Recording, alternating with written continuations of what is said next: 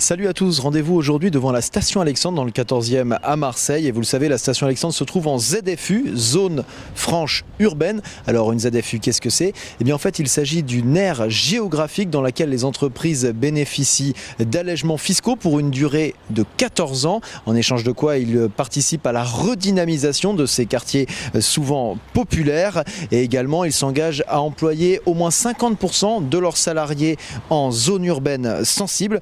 Donc les ZFU ont été menacés de disparition dernièrement et on va aller à la rencontre des entrepreneurs de la station Alexandre. En fait, ce qui m'a encouragé, c'était un ami du quartier, un ami qui habitait côté nord et qui me disait « Laurent, vas-y, la zone franche, ça va apporter un plus. Dans les quartiers nord, il y a tout à faire, tout à se développer. » Et du coup, il m'a donné l'envie d'y croire.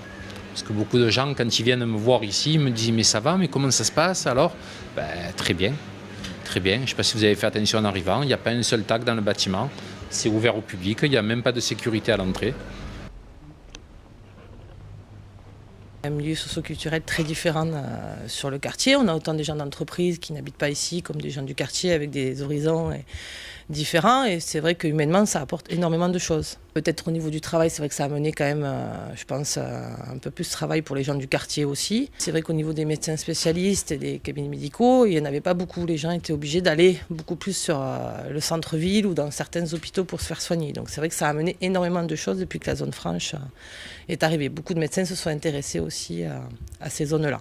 Je me trouve avec Sylvie Collet, c'est la directrice de la station Alexandre. Alors concrètement, Sylvie Collet, cette station Alexandre, cette zone franche urbaine, qu'est-ce que ça a apporté à ce quartier ? Alors ça a apporté énormément de choses.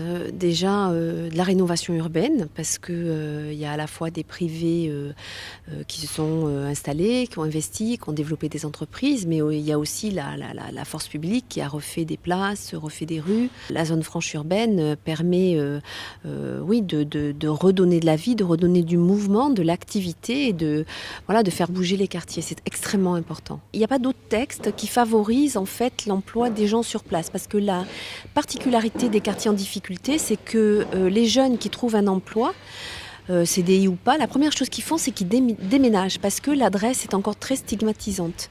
Donc du coup, le fait d'amener les entreprises dans les quartiers, ça permet justement de redorer le blason de ces enclaves territoriales et ça permet aux gens de rester sur place. Si ça devait disparaître, ça serait d'abord une grosse bêtise parce que je vois pas comment en termes de politique de la ville, on peut trouver un texte qui soit plus intelligent.